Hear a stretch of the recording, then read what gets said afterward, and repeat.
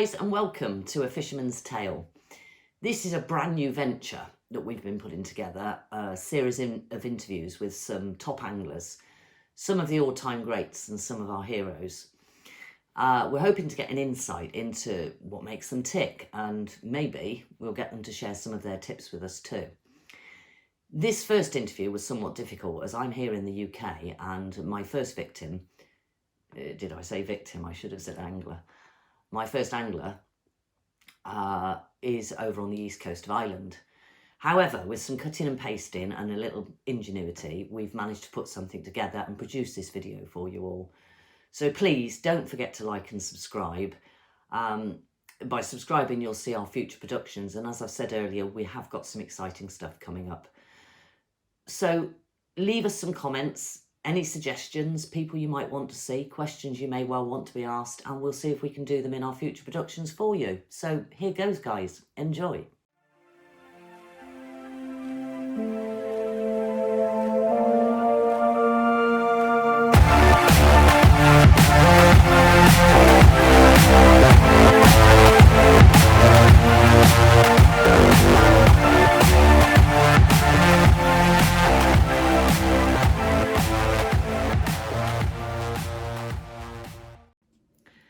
Well, I expect you've guessed from the intro that our first guest is Paul Whelan. So hi Paul, and thanks for joining us.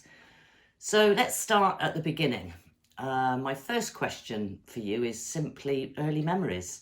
Who started you off on your angling career, and who first put a rod into your hand? Who started me off fishing? Well, my father was the first man really to bring me fishing. My grandfather was heavily involved as well. Two men were mad into their fishing. My grandfather not into the match scene as much, but my father was like myself. He didn't really like pleasure fishing. It was mainly all match fishing. So I got a great balance of both. My grandfather pleasure fishing and my father match fishing. I kind of went down the same route as my father. I'm more of a match man. I don't really like pleasure fishing. I'm more into the competition, I think, than the fishing itself, to be honest. But they were the two men that really started me off, and they were great mentors. Thanks for that. I guess our dads and granddads have an awful lot to answer for.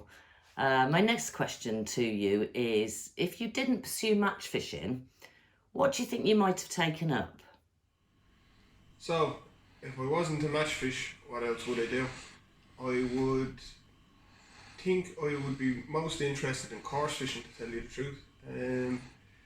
Even in match fishing that I do as we speak now, I'm not really interested as much in the fishing side of it as I am the competitive side of it. So I think coarse fishing would still keep me interested, because the amount of different things you have to figure out and different methods of fishing that it takes. So I think coarse fishing would definitely be the one thing that would definitely keep me going. Yeah, I agree. There's an awful lot more to this fishing malarkey than just chuck and hope. Okay, next one for you. We've all got those childhood heroes, the people who really inspired us. Who was yours? So, childhood hero from fishing means, as cliche as it's going to sound, it would definitely have to be my dad. When I was first starting to get into the fishing, even before I got into the fishing as a young lad, my dad was travelling all over the world. He was with the fishing, he was winning opens, winning zones, he was constantly competitive, especially back then. The huge numbers and the huge talent pool that was around, it was very exciting times. Even as I said, if I wasn't fishing, I was with him. He brought me to some great matches and it was a great experience. But definitely childhood hero was, first one would be my father, and then obviously being eager to learn, trying to learn everything I can. I was constantly getting all the magazines, Total Sea Fishing, Sea Angler, all these. You'd see the same faces all the time, winning all the big matches over in the UK. Alan Price, Joe Arch. They were definitely lads that I was always trying to make contact with and learn as much as I could from. And it's great to say that I've no problem talking to the lads now and getting great information off them. So definitely, them three men would probably be me young childhood heroes in the fishing anyway. Thanks, Paul. Now for a question I'm sure a lot of people would probably like to ask. How did it feel to win that first gold medal for Ireland? What went through your mind when you first realised that you'd actually won a gold medal? How does it feel to win gold for your country? What can I say? At the time, it's very surreal. Floating on cloud nine. It's a big celebration afterwards. All the hard work is paid off. So many times you put in the effort, you put in the long miles, you put in all the hard work, and it doesn't pay off. But when it finally does, and you get that gold medal around your neck, there is no better feeling. It's the one thing that keeps me motivated, keeps me going, and keeps me hungry. For all them lads that haven't got them yet, all you can say is keep trying. If you're not knocking on the door, it'll never open. Absolutely, Paul. We all keep knocking. Okay, now to the business end, the tackle. What's your favourite knot? Favourite knots? For me, I like to just keep it very simple. On the east coast, it's not an awful lot of big fish we get over here on the east coast of Ireland, so knots are very simple. Just grinner knots or blood knots is all I really use in all my rigs. Simple grinner knot like that. Little bit of a tail end left on it, just so you can hold your bait in place. But yeah, simplicity is best in my mind. I like just easy knots that you can tie fast, that you know that are very strong. So that's it. Indeed, like the old saying, keep it simple. So, if you were restricted to just one type of rig in a competition, what would your go-to rig be? If I was only allowed to use one rig for the rest of my days, or go to a competition with only one rig, so I'd have to say it would more than likely be 3 hook clip down, 3 above the lead. Very versatile rig. Depending on diameters of snouts and lengths of snouts, you can fish for nearly anything with it. You can clip it and whack it, or it doesn't have to be clipped. You can leave it flapping and put it in close if you have to. Very versatile rig and will catch most species. So that would definitely be my choice if I was only allowed one. Right, Paul. Simple question, really. What do you think fishing has done for you? What has fishing done for me? I'd say the best thing fishing's done for me is definitely brought me all over the country I live in and all over the world. Fishing in very beautiful and scenic places. I've also met probably some of my closest friends in life. You get to meet some great characters through fishing, and the lads and women that will stay with you for the rest of your life. So definitely, yeah, the people you meet and the places you go, definitely the best things fishing's done for me. Yep, I agree entirely. It's like one big worldwide family. So right, back to rigs, etc. Your favourite snood line, would it be fluoro or mono? So favourite snood lines, mono or fluoro? It's a very hard question to answer, to be honest. It's very much dependent on the species you're fishing for and the time of year, conditions. There's a lot that goes into it really. Like in the middle of summer in a high pressure with crystal clear water, you're not going to be using a brown mono like Maxima. You're going to be on your fluorocarbons and getting your baits up high in the water. But then again in the middle of the winter, fishing for whitening and dabs and stuff, fluorocarbons are just too light a lot of the time, so I'd rather go back onto the monos, amnesia, maxima, stuff like that. My favourite fluorocarbons would have to be the Seagar range and the Tubertini Gorilla. But yeah, they'd be kind of my best snouts, and I just decide depending on conditions on the day what I'll be using. In your career, Paul, you must have had some memorable moments. What was your most memorable moment?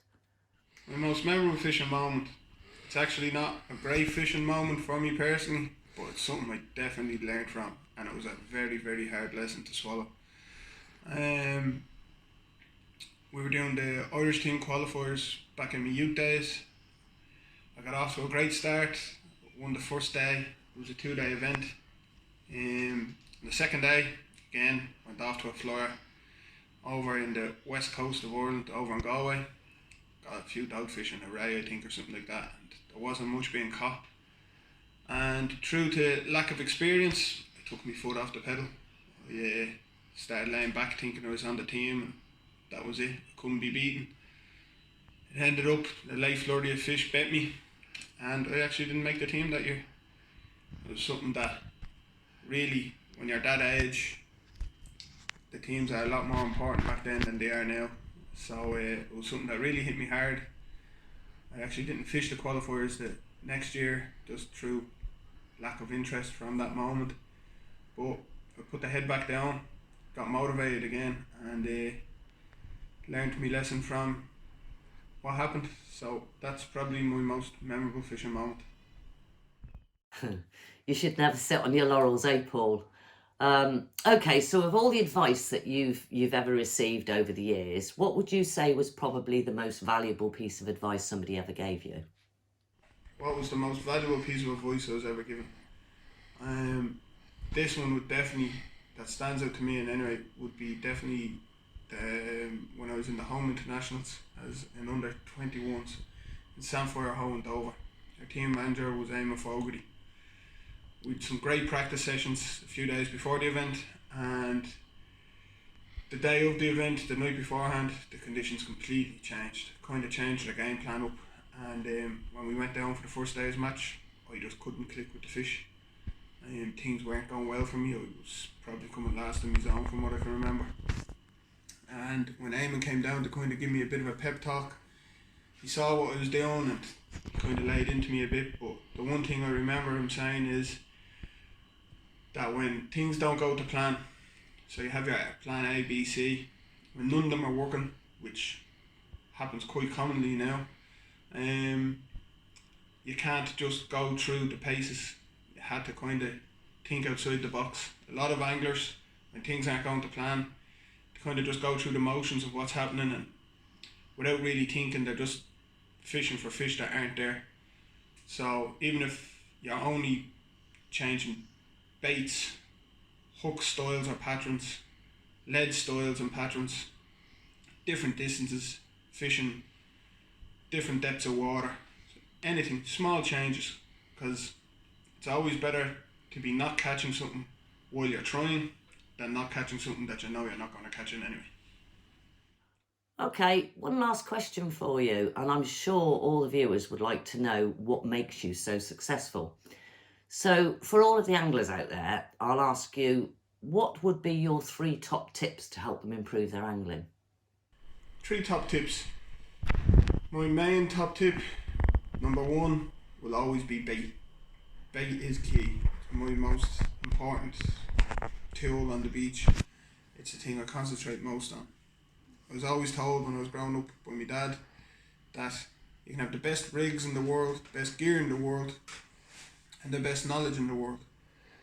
But if you don't have the bait that the fish want, you won't catch fish. You can have a lesser quality rig, lesser quality tackle, and the best bait on the beach, and in my opinion, you'll still catch plenty of fish. So, number 1 is definitely bait. It's something I put a lot of effort into. Number 2 would be knowledge of venues. If you're going to a venue you haven't fished before, always try and get a look on it over low water. Even if it is a deep water mark, tidal patterns can tell a lot. Bit of watercraft involved, but definitely get down on low water to any venue that you're about to fish. Get knowledge on them, and it will make a big difference to the day.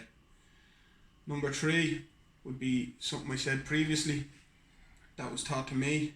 When your plans aren't going together, A, B and C plan hasn't worked, don't just go through the motions. Don't just be putting bait out there for the sake of putting bait out there. Change things, move things, go different distances, different leads, different rigs. Fish for different species, because as I said before, you'd rather be catching nothing but trying rather than catching nothing and knowing you're going to catch nothing. So they'd be my 3 top tips. Well, Paul, that just about wraps up today, and I'd just like to say a big thank you for joining us. I just hope the viewers will enjoy watching the video as much as I've enjoyed producing it. And guys, if you have enjoyed it, please hit the like button, please subscribe, because that will give you notifications to our future Fisherman's Tale productions, and we have got a few in store for you. So that's me done for today, and thanks for watching. Bye.